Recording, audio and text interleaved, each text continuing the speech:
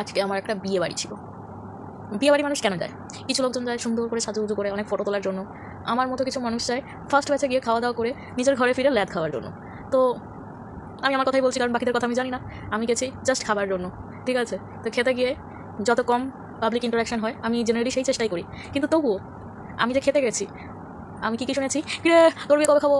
কেন ভাই, আমার বিয়ে তোমরা কেন খাবে? আমি আমার বিয়েতে খাওয়াবোই বা কেন? আমি বিয়ে করবোই বা কেন তোমাদের খাওয়ানোর জন্য?